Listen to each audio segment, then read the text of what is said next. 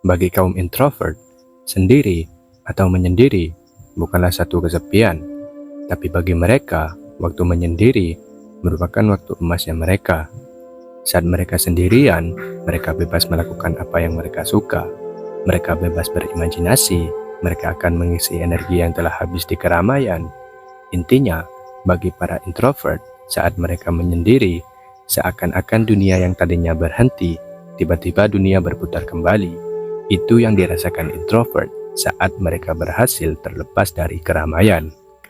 Ciri-ciri dari orang introvert, biasanya mereka akan lelah saat berinteraksi sama orang lain. Mereka hanya memiliki lingkaran pertemanan yang sangat kecil. Mereka suka menghabiskan waktunya sendirian. Mereka lebih suka aktivitas atau pekerjaan sendirian. Intinya, orang yang introvert lebih suka menyendiri, dan dunia mereka tidaklah luas. Dan healing yang terbaik bagi mereka adalah menyendiri di kamar.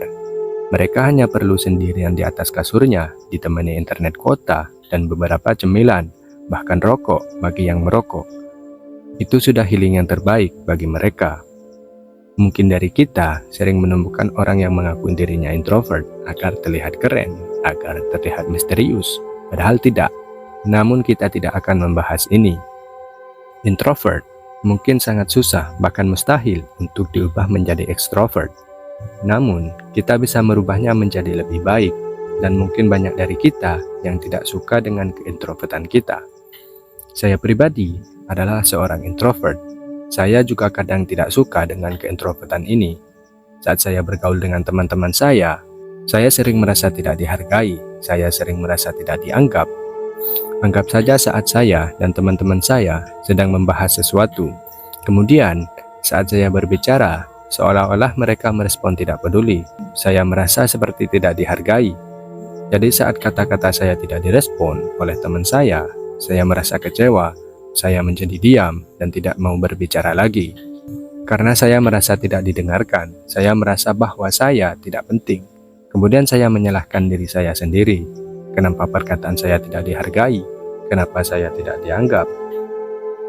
Lama saya merasakan itu, namun akhirnya saya sadar, teman-teman saya bukan tidak peduli dengan perkataan saya. Saya jelaskan sedikit tentang lingkungan saya. Jadi, teman-teman saya akan berkumpul tiap sore, habis asyar, sebutlah di markasnya. Mereka berkumpul sampai azan maghrib, kemudian pulang ke rumah masing-masing, dan jam 9 malam, mereka kembali berkumpul, sampai jam 1, jam 2, tergantung kondisi lah. Itu berulang-ulang setiap hari, dan saya adalah orang yang paling jarang berkumpul dengan mereka, apalagi saat banyak pekerjaan. Mungkin 1 bulan hanya 2 kali saya berkumpul dengan mereka, dan yang terbanyak saya berkumpul dengan teman saya mungkin hanya seminggu 3 kali, dan itu pun sering saya pulang duluan. Mungkin kalau dirata-ratakan, saya bermain hanya 2-10 kali dalam 1 bulan. Jadi memang dapat disimpulkan, saya memang jarang berkumpul dengan mereka. Saya juga sering tidak ikut saat teman-teman saya bepergian, dan saya juga tidak mengikuti apa yang sedang teman saya sukai atau teman saya hobikan pada saat itu. Jadi kadang saya ketinggalan topik, apa yang sedang hangat dibicarakan oleh mereka, apa topik yang menarik bagi mereka, dibandingkan dengan teman-teman saya yang lain yang selalu berkumpul, yang lebih tahu topik hangat, yang kemistrinya lebih dapat. Jadi saya sadar, karena saya kurang berkumpul dan juga saya kurang mengikuti mereka, mereka jadi kurang mengerti saya, dan saya juga kurang mengerti mereka. Yang kedua, saat membahas sesuatu, kemudian saya berbicara. Kebiasaan saya, saat berbicara, biasanya saya hanya mengeluarkan 1 kalimat dan berharap orang langsung mengerti semua yang saya inginkan. Saya ulangi, hanya dengan 1 kalimat, saya ingin langsung dimengerti dan dipahami semua keinginan saya. Sedangkan teman saya yang lain kadang harus menjelaskan panjang lebar untuk membuat mereka paham. Dan kadang, walaupun mereka sudah menjelaskan panjang lebar, mereka terkadang tidak mendapatkan respon dari teman saya lainnya. Tapi mereka tidak peduli itu, mereka akan berbicara lagi nantinya, dan pasti dapat respon. Bandingkan dengan saya, yang hanya dengan 1 kalimat langsung ingin dimengerti. Terdengar egois bukan? Sebenarnya, teman saya bukan tidak mau merespon, tapi terkadang mereka bingung mau respon apa, dan juga terkadang pertanyaan dan pernyataan kita memang tidak bermutu, tidak asik. sehingga mereka tidak merespon. Kemudian saya memperbaiki ini semua. Jadi sekarang, saya lebih bahagia dalam pertemanan saya. Saya merasa lebih menyatu dengan mereka. Seperti yang saya katakan tadi, memang mungkin kita tidak bisa mengubah dari introvert menjadi extrovert. Namun kita bisa mengubah sifat kita menjadi lebih baik. Setidaknya kita dapat sedikit mencontoh dari Boy William. Ya, Boy William.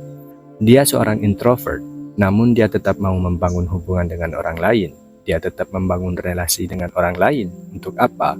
Untuk hidup mereka, untuk pekerjaan mereka. Dan Boy William, jika dia libur dari pekerjaannya, dia akan seharian mengurung diri di rumahnya untuk nonton film.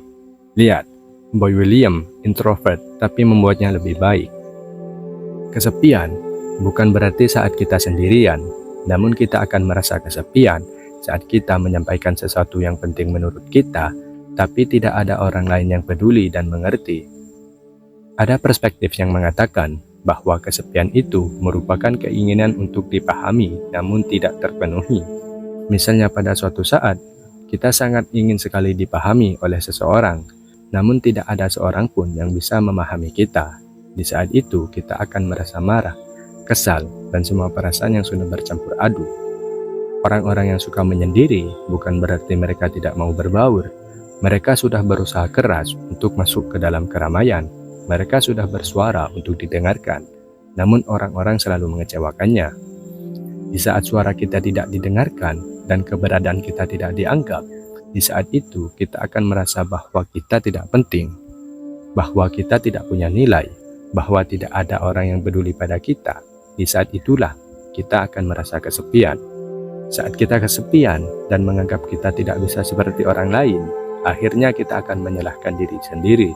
Semua yang terjadi, kita hanya menyalahkan diri kita sendiri, walaupun belum tentu kita yang salah.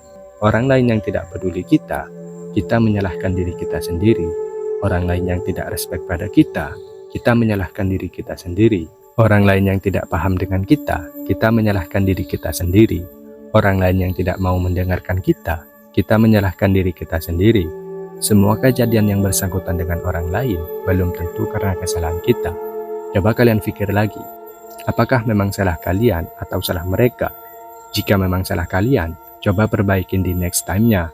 Gak usah dibuat menjadi kepikiran. Kalaupun salah mereka, biarkan aja. Gak usah dipikirin juga, itu gak penting bagi kita.